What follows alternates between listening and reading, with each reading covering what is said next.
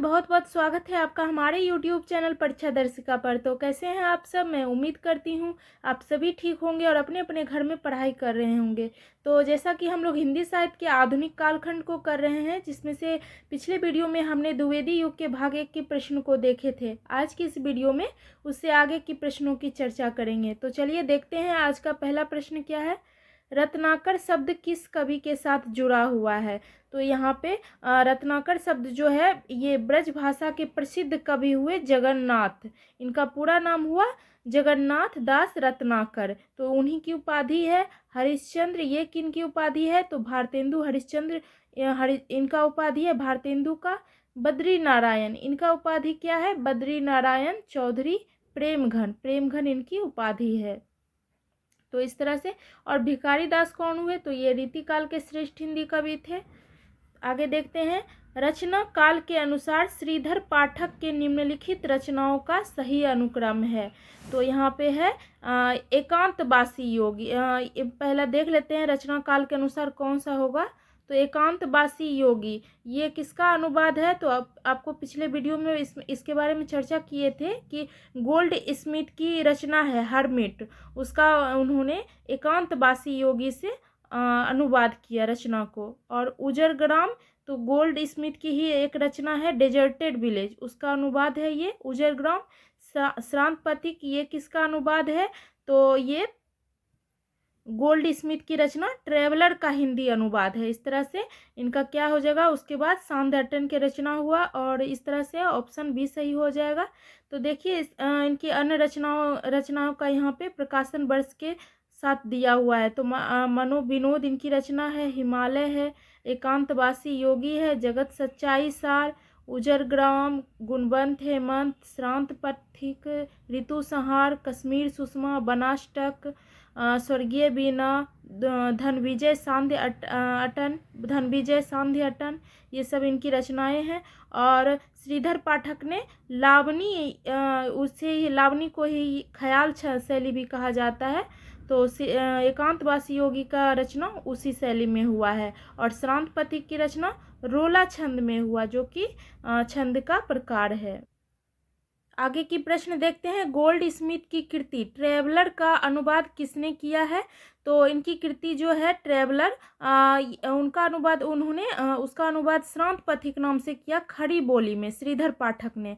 और उन्होंने gold Smith की एक रचना है हरमिट, उसका अनुवाद एकांतवासी योगी से किया। ये बहुत इंपॉर्टेंट है, नेट के एग्जाम में ये पूछा जाता है क्वेश्चन। और डेजर्टेड विलेज जो कि गोल्ड स्मिथ की रचना है, उसका अनुवाद करके उन्होंने उजरग्राम नाम से अनुवाद किया।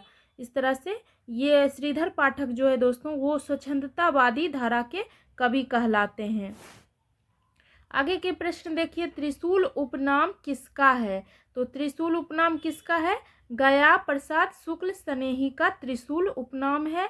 ये श्रृंगारिक कविताएं स्नेही नाम से उपनाम से लिखा करते थे। इनकी जो रचनाएं होती थी श्रृंगारिक रचनाएं, वो स्नेही उपनाम से ये लिखा करते थे। और ये राष्ट्रीय भावनाओं की कविताएं त्रिशूल उपनाम से लिखा करते थे। श्रृंगारिक कविताएं जो इनकी थी स्नेही नाम से लिखते थी, और राष्ट्रीय भावनाओं की जो कविता होती थी उन्हें त्रिशूल नाम से वो लिखते थे। ये खड़ी बोली में कवित्त और सवैया छंद का प्रयोग करने में प्रवीण थे। इस तरह इनके द्वारा रचित ग्रंथ देखिए तो कृषक क्रंदन है, प्रेम पचीसी है, राष्ट्रीय बीना है, त्रिशूल तरंग है, करुणा कादम्बनी इनकी महत्वपूर्ण रचनाएं हैं। आगे के प्रश्न देखते हैं। ब्रज कोकिल के नाम से प्रसिद्ध हुए। तो कौन ब्रज कोकिल के नाम से प्रसिद्ध हुए? कवि सत्यनारायण कवि रत्न प्रसिद्ध हुए। इनकी समस्त रचनाओं का संकलन बनारसी दास चतुर्वेदी ने हृदय शीर्षक से किया है प्रकाशित। और इनकी प्रसिद्ध रचनाओं की बात करें तो भ्रमरदूत है, प्रेम कली है, और देश की मातृभूमि की वंदना प्रशंसा में इन्होंने 2 दर्जन से भी अधिक कविताएं लिखी। होरेसस, उत्तर रामचरितम और मालती माधव का इन्होंने अनुवाद किया है। इस तरह से ये दिया। नेक्स्ट प्रश्न देखिए। उद्धव शतक में कितने छंद है? तो इसमें पहले जान लेते उद्धव शतक किसकी रचना है। तो इसके रचनाकार हुए जगन्नाथ दास रत्नाकर की ये प्रसिद्ध कृति है। और इसमें 116 छंद है, 116 116 छंद है। और रत्नाकर उर्दू में जकी उपनाम से ये कविता करते थे। इन्होंने अंग्रेजी के विद्वान पोप के ऐसे ऑन क्रिटिसिज्म का रोला छंद में समालोचना दर्ज शीर्षक से अनुवाद किया है। इनकी प्रमुख कृतियों की बात करें तो गंगावतरण है, हरिश्चंद्र है, हिंडोला, कलकासी और विराष्टक इनकी प्रमुख कृतियां हैं, जिसमें से ये गंगावतरण और ये हिंडोला बहुत पूछा जाता है। आगे के प्रश्नों को देखते हैं। आचार्य शुक्ल के अनुसार स्वच्छंदतावाद के प्रवर्तक कौन है? तो ये प्रश्न पूछा जाता है, शुक्ल के अनुसार स्वच्छंदतावाद के प्रवर्तक कौन हुए? तो उनके अनुसार ये श्रीधर पाठक हुए स्वच्छंदतावाद के प्रवर्तक।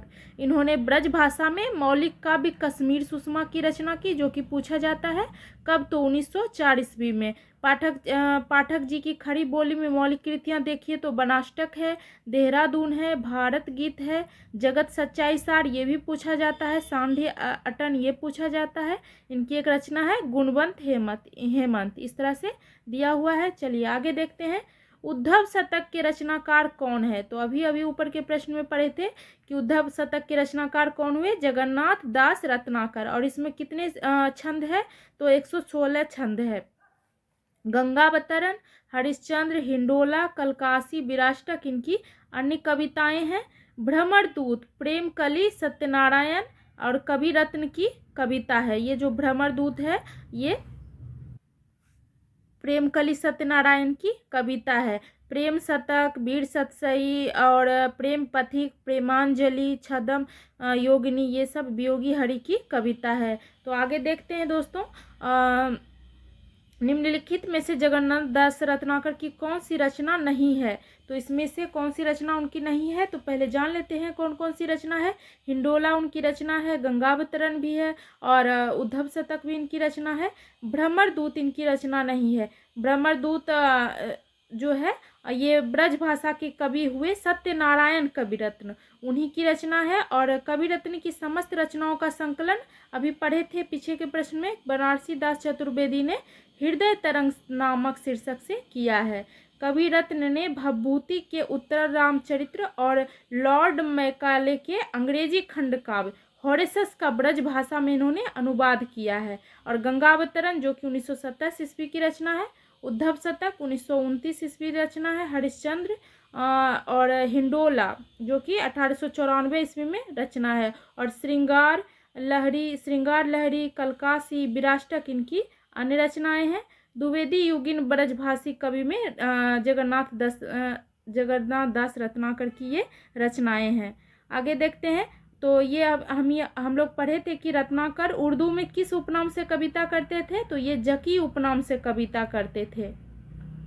रत्नाकर ने अंग्रेजी विद्वान पॉप के ऐसे है ऑन क्रिटिसिज्म उनका रोला छंद में समालोचना दर्ज शीर्षक से इन्होंने अनुवाद की। आगे के प्रश्न देखिए। हल्दी घाटी वीर रस प्रधान प्रबंध काव्य है, तो किसका रचना है हल्दी घाटी? तो हल्दी घाटी श्याम नारायण पांडे की कृति है।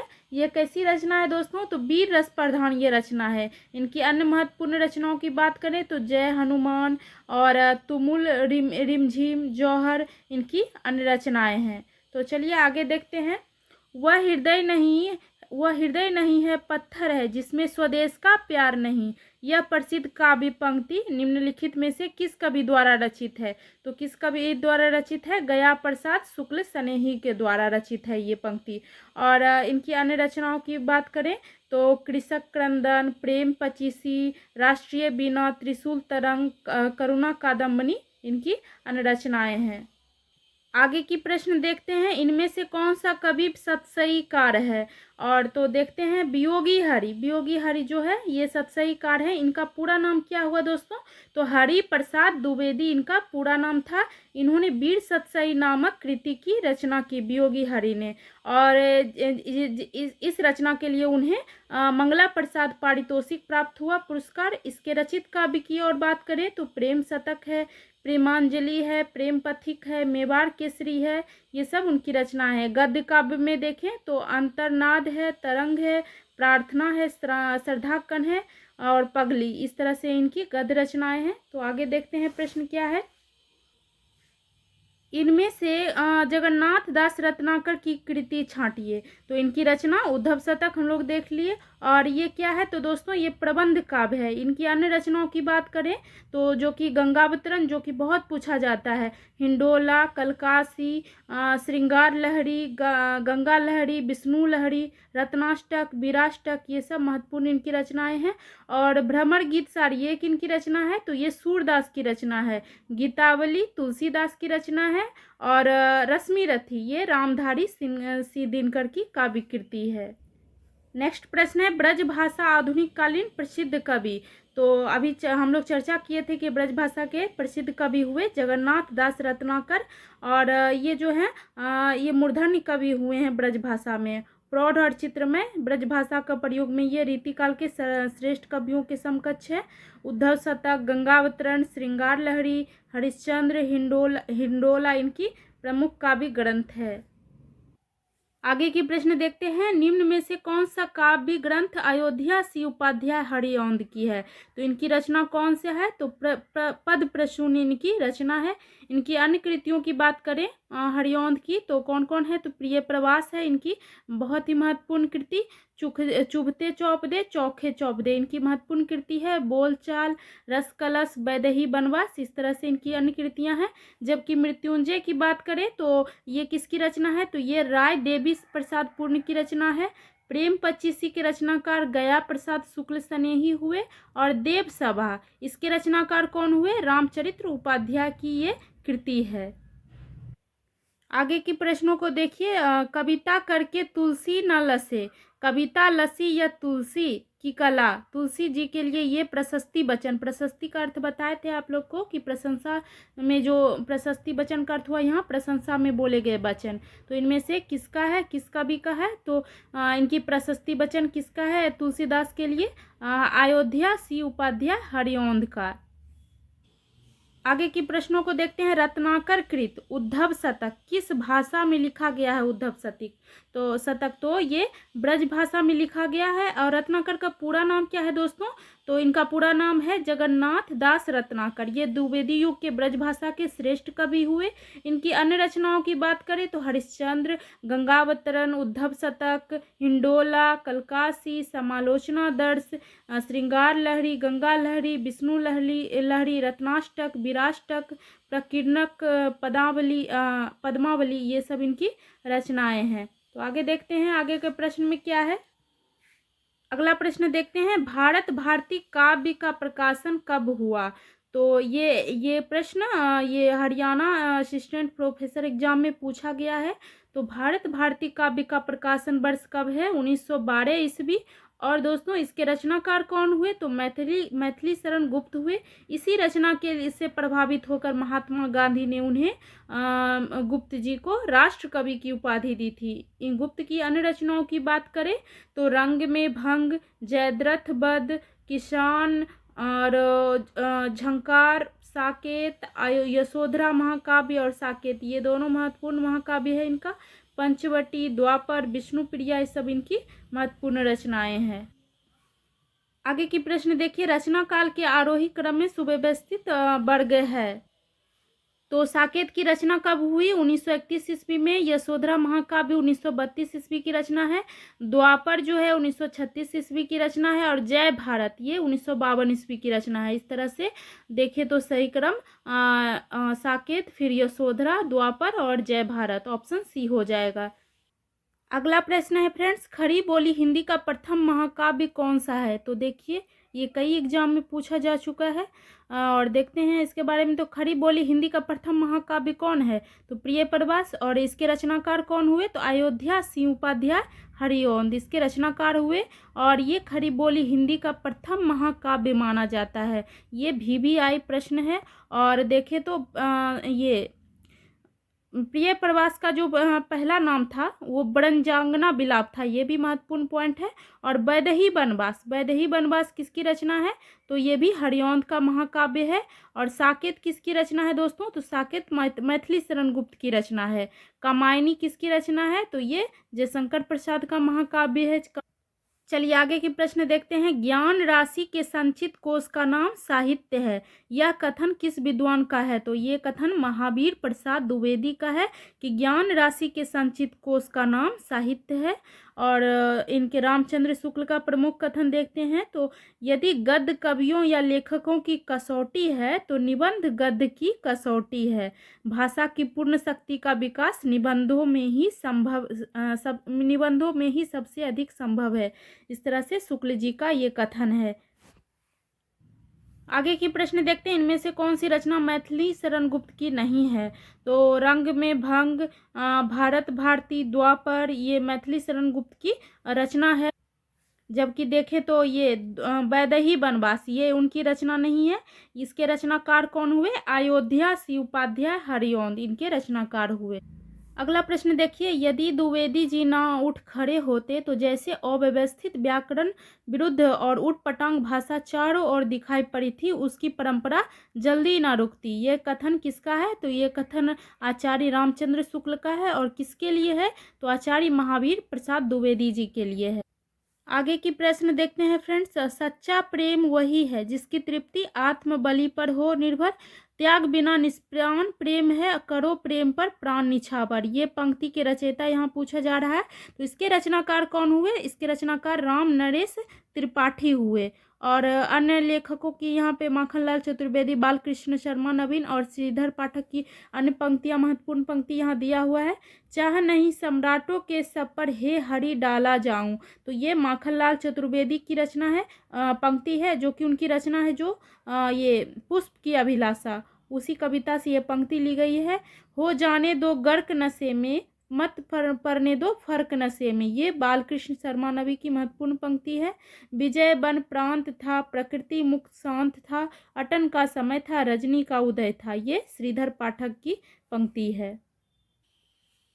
चलिए फ्रेंड्स अगला प्रश्न देखते हैं। मैथिली शरण गुप्त कृत यशोधरा की विधा यहाँ पे पूछा जा रहा है। तो यशोधरा जो कृति है ये मैथिली शरण गुप्त की रचना है और ये चंपू विधा में है काव्य। चंपू किसे कहा जाता है? तो जो रचना गद्य और पद दोनों में हो उसे चंपू कहा जाता है।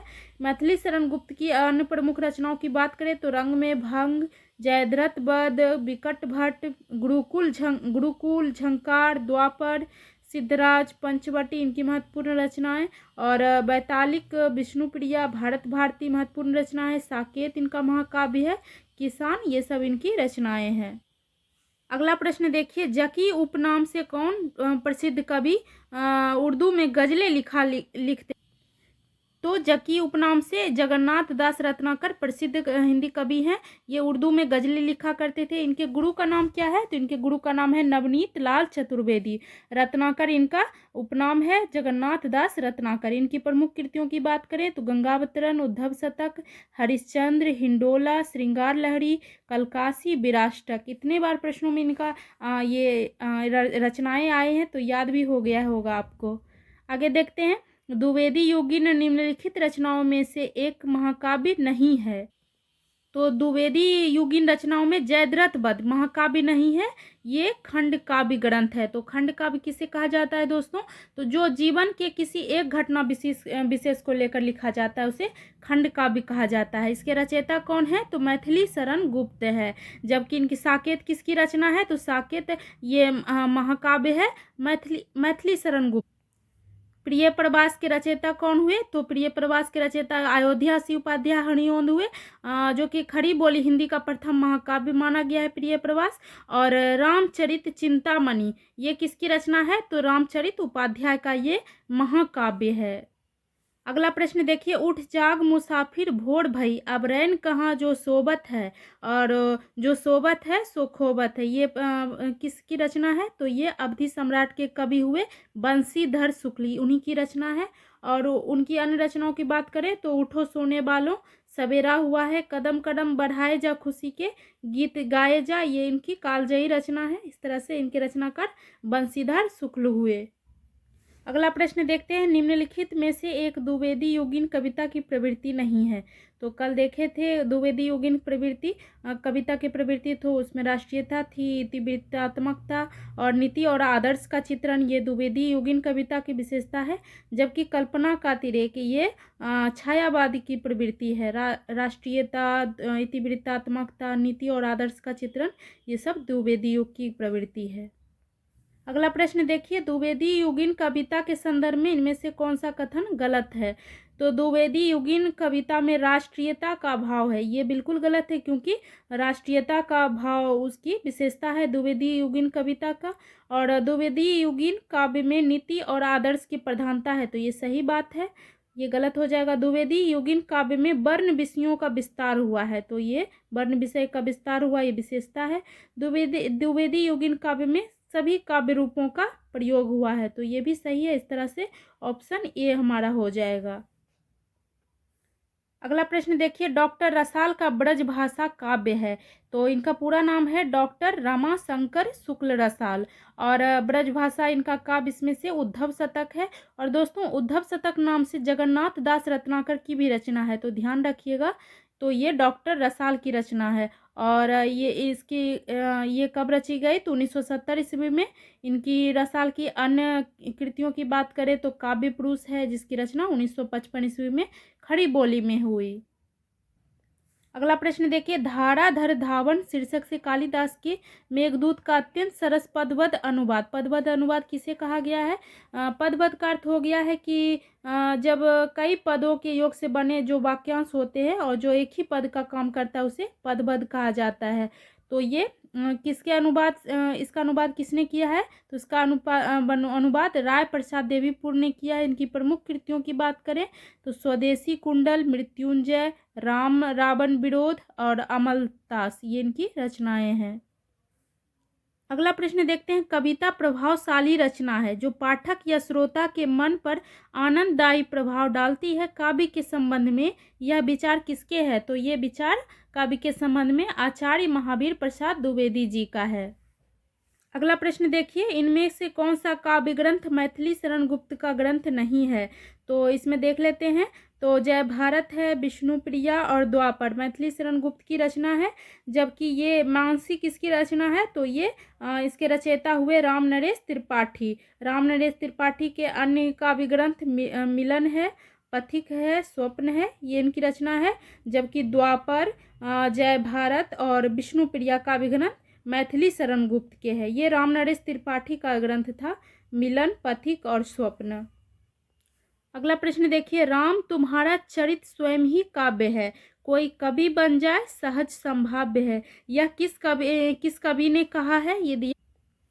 तो ये मैथिली शरण गुप्त का कथन है। स्वानों को मिलता दूध भात, भूखे बच्चे अकुलाते, ये किसका कथन है, तो ये दिनकर के कथन है। और तुम ही अन्नदाता भारत के सचमुच बैलराज महाराज, ये महावीर प्रसाद द्विवेदी ने कहा है। दिवस का अवसान समीप था, ये पूछा जाता है। गगन था कुछ लोहित हो चला, ये तो हरिओंद का कथन है। अगला प्रश्न देखिए, निम्नलिखित में से किस प्रबंध काव्य की रचना इस उद्देश्य से हुई है कि उर्मिला काव्य की उपेक्षिता न रह जाए। तो ये दोस्तों, तो ये साकेत महाकाव्य से ये है। और साकेत का मुख्य उद्देश्य ही है कि राम कथा में जो भी उपेक्षित पात्र रहा है उसको प्रकाश में लाना। तो इस तरह से उर्मिला का ये लाया गया है प्रकाश में। तो साकेत प्रबंध काव्य की रचना इस उद्देश्य से हुई है कि उर्मिला काव्य की उपेक्षित नहीं रह जाए। साकेत, गुरुकुल, पंचवटी, रंग में भंग, ये सब मैथिली शरण गुप्त की रचनाएं हैं। आगे देखिए, हिंदी के व्याकरण की शुद्धता और भाषा की सफाई का प्रवर्तक किसे माना जाता है, तो ये महावीर प्रसाद द्विवेदी जी को माना जाता है। आगे देखिए, एकांतवासी योगी के रचयिता कौन है, तो एकांतवासी योगी किसकी रचना है, तो ये श्रीधर पाठक की रचना है। और ये गोल्ड स्मिथ की हर्मिट का अनुवाद है, ये भी पूछा जाता है कि ये किसका अनुवाद है, तो गोल्ड स्मिथ की रचना है हर्मिट, उसी का हिंदी ये अनुवाद है एकांतवासी योगी। श्रीधर पाठक ने इसकी रचना लावनी या ख्याल शैली में किया है। और इनकी मौलिक एवं अनुदित रचनाएं देख लीजिए। अनुदित रचना कौन है, तो देखिए गडेरिए, तो यहाँ पे दिया हुआ है अनुदित और मौलिक। अनुदित और मौलिक का अर्थ तो आप लोग समझते ही होंगे। अनुदित हो गया कि जिस रचना का जो अनुवाद होता है उसे दूसरे भाषा में जो किया जाता है उसे अनुदित कहा जाता है। तो इनकी अनुदित रचनाएं देख लीजिए। गडेरिये एवं दार्शनिक, एकांतवासी योगी, उजर ग्राम, श्रांत पथिक, ऋतु संहार इनकी अनुदित रचना है। मौलिक जो कवि की मूल रचना होती है उसे मौलिक रचना कहा जाता है। तो बनाष्टक, देहरादून, भारत गीत, जगत सच्चाई सार, स्वर्गीय बीना, धन विजय, सांध्यटन और गुणवंत हेमंत इनकी मौलिक रचनाएं हैं। अगला प्रश्न देखिए इस तरह से, द्विवेदी युग में समस्या पूर्ति का केंद्र था। तो समस्या पूर्ति का केंद्र कहाँ था? कानपुर में था। और महावीर प्रसाद द्विवेदी जो हुए वो गद्य और पद्य दोनों में खड़ी बोली में सामान्य बोलचाल की भाषा को प्राथमिकता देने का उन्होंने वकालत किया। द्विवेदी जी के काव्य संग्रह देखें तो काव्य मंजूषा, सुमन, कान्य कुब्ज, अबला विलाप, देवी स्तुति शतक और कान्य कुब्जा बलि व्रतम ये इनकी रचनाएं हैं। अगला प्रश्न देखिए, कवि सम्राट की उपाधि किसे दी गई थी? तो ये अयोध्या सिंह उपाध्याय को दी गई थी। तो और गणपति चंद्र गुप्त ने हरिऔंध को आधुनिक काल का सूरदास कहा है। और हरिऔंध की कृति जो है कृति प्रिय प्रवास जो कि खड़ी बोली हिंदी का प्रथम महाकाव्य भी इसे माना जाता है। अगला देखिए, गोल्ड स्मिथ कृत हर्मिट और डेजर्टेड विलेज का हिंदी अनुवाद किसने किया? तो हिंदी अनुवाद उसका श्रीधर पाठक ने किया। हर्मिट का अनुवाद एकांतवासी योगी से और डेजर्टेड विलेज का उजर ग्राम नाम से हिंदी अनुवाद किया है। एकांतवासी योगी की रचना जो हुई लावनी शैली में हुई। पाठक जी द्वारा खड़ी बोली में रचित प्रथम कविता कौन सा है? गुणवंत हेमंत है। और इनकी खड़ी बोली का प्रथम पुस्तक कौन सा है? तो एकांतवासी योगी है। अगला प्रश्न देखिए, हिंदी में स्वच्छंदता शब्द का प्रयोग सर्वप्रथम किसने किया? तो मुकुटधर पांडे ने किया है। और आचार्य रामचंद्र शुक्ल ने छायावाद का प्रवर्तक भी मुकुटधर पांडे को कहा है। तो ये प्रश्न पूछा जा सकता है कि आचार्य शुक्ल के अनुसार छायावाद के प्रवर्तक कौन है? तो मुकुटधर पांडे। तो मुकुटधर पांडे लोचन प्रसाद पांडे के छोटे भाई थे। इसे पांडे बंधु भी कहा जाता है। अगला प्रश्न देखिए, किस साहित्यकार ने राष्ट्र को सगुण मूर्ति सर्वेश की कहकर इसकी वंदना की? तो वो कौन थे? मैथिली शरण गुप्त थे। इन्होंने राष्ट्र को सगुण मूर्ति सर्वेश की कहकर इसकी वंदना की। राष्ट्र कवि मैथिली शरण गुप्त की मातृभूमि कविता की कुछ पंक्तियां यहाँ पे दिया हुआ है दोस्तों। गुप्त जी के काव्य में राष्ट्रीयता और गांधीवाद का बहुत ही ये प्रधानता है। तो इनकी पंक्तियां दिया हुआ है। हे मातृभूमि तू सत्य ही सगुण मूर्ति सर्वेश की, जिसकी रज में लोट लोट कर बड़े हुए हैं, घुटनों के बल सरक सरक कर खड़े हुए हैं। इस तरह से इनकी पंक्ति दी हुई है। अगला प्रश्न है, प्रकाशन वर्ष के अनुसार मैथिली शरण गुप्त की रचनाओं का सही कालक्रम को देख। तो प्रकाशन वर्ष के अनुसार देखिए इनकी रचनाओं को, भारत भारती इसका प्रकाशन वर्ष 1912 ईस्वी है, बहुत महत्वपूर्ण है। साकेत 1931 ईस्वी, इसको याद ही कर लीजिएगा। यशोधरा क्योंकि इसका रचना वर्ष पूछा जा सकता है। 1932 ईस्वी विष्णुप्रिया 1957 ईस्वी। इस तरह से यहाँ दिया हुआ है रचना वर्ष। और देखते हैं आगे, राम नरेश त्रिपाठी द्वारा संकलित संपादित संपादित कविता कौमुदी संग्रह से संबंधित कौन सा कथन सही नहीं? तो यहाँ दिया हुआ है यह संग्रह 10 खंडों में विभक्त है। ये गलत है दोस्तों। ये जो संग्रह है ये 8 खंडों में विभक्त है। और कविता कौमुदी में 15,000 से अधिक लोक गीतों का संग्रह है, जिन्हें त्रिपाठी जी ने 1925 से 1930 के बीच अवध के गांव-गांव में घूमकर संग्रहित किया था। इसमें सोहर, कजरी, बिरहा, होड़ी, मेला गीत, विवाह गीत, विदाई गीत ये सब शामिल है। अगला प्रश्न देखिए, चींटी से लेकर हाथी पर्यंत पशु, भिक्षु से लेकर राजा पर्यंत पशु, बिंदु से लेकर समुद्र पर्यंत जल, अनंत आकाश, अनंत पृथ्वी, अनंत पर्वत सभी पर कविता हो सकती है। उक्त कथन किस विद्वान का है? तो ये महावीर प्रसाद द्विवेदी जी का कथन है। इस तरह से अगला प्रश्न देखिए, भारत भारती की रचना का उद्देश्य क्या है? तो अतीत से प्रेरणा ग्रहण करना, वर्तमान को सार्थक करना, भविष्य का निर्माण करना, इस तरह से ये सभी हो जाएगा। और दोस्तों मैथिली शरण गुप्त को भारत भारती की रचना का मूल प्रेरणा कहाँ से मिला? तो मुसद्द सेहाली और ब्रज मोहन दत्तात्रेय की रचना है भारत दर्पण, इन्हीं की पुस्तक से प्राप्त हुई इनकी। आगे की प्रश्न देखिए, हरिऔंध कृत उस महाकाव्य का नाम लिखिए जिसमें संस्कृत छंदों का प्रयोग हुआ है। तो किसमें हुआ है संस्कृत छंदों का प्रयोग? प्रिय प्रवास में। इसका रचना समय भी यहाँ दिया हुआ है 1914 ईस्वी। और इसमें कितना सर्ग है दोस्तों? तो 17 सर्ग है। इसमें कृष्ण के बचपन से लेकर मथुरा प्रस्थान तक का वर्णन है। हरिऔंध ने परिजात प्रबंध काव्य की भी रचना की, जिसमें कितना छंद है? 15 सर्ग है। इसमें क्या है? परिजात प्रबंध काव्य में आध्यात्मिक और धार्मिक विषयों का वर्णन है। प्रिय प्रवास को क्या कहा गया है? खड़ी बोली हिंदी का प्रथम महाकाव्य कहा गया है। और प्रिय प्रवास का सर्वप्रथम नाम इनका क्या था? ब्रंजांगना विलाप था प्रिय प्रवास का सर्वप्रथम नाम। अगला प्रश्न देखिए, किस कवि को राष्ट्र कवि की उपाधि मिली है? तो ये जानते ही हैं आप लोग कि ये मैथिली शरण गुप्त को राष्ट्र कवि की उपाधि मिली है। इनकी रचनाओं को बात कीजिए तो रंग में भंग, जयद्रथ वध, किसान, बिकट भट्ट, गुरुकुल, साकेत, भारत भारती, झंकार, यशोधरा, द्वापर, जय भारत, विष्णुप्रिया, सिद्धराज, हिंदू, बैतालिक, पंचवटी इनकी रचनाएं हैं। आगे देखते हैं, द्विवेदी युग को जागरण काल किसने कहा है? तो दोस्तों यहाँ जागरण काल दिया हुआ है, यहाँ जागरण काल नहीं होगा, यहाँ जागरण सुधार काल होगा। और द्विवेदी युग को डॉक्टर नगेंद्र ने जागरण सुधार काल कहा है। इसकी समय सीमा इन्होंने क्या मानी है? 1900 से 1918 ईस्वी। और आचार्य शुक्ल ने क्या कहा है द्विवेदी युग को? तो उन्होंने नई धारा द्वितीय उत्थान के अंतर्गत रखा है। और इसकी समय सीमा उन्होंने 1893 से 1918 ईस्वी तक माना है। तो हमारा आज का लास्ट प्रश्न है, दिवस का अवसान समीप था, गगन था कुछ लोहित हो चला।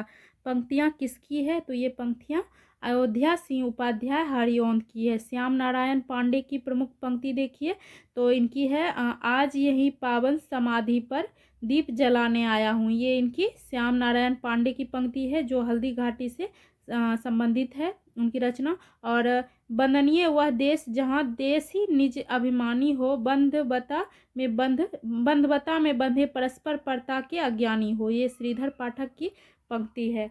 तो दोस्तों ये था आज का लास्ट प्रश्न। और द्विवेदी युग में ये बहुत ही महत्वपूर्ण प्रश्न है, किसी न किसी एग्जाम में देखिए ये पूछा ही गया, इसलिए मैं इन प्रश्नों के संग्रह को लेके आई हूँ।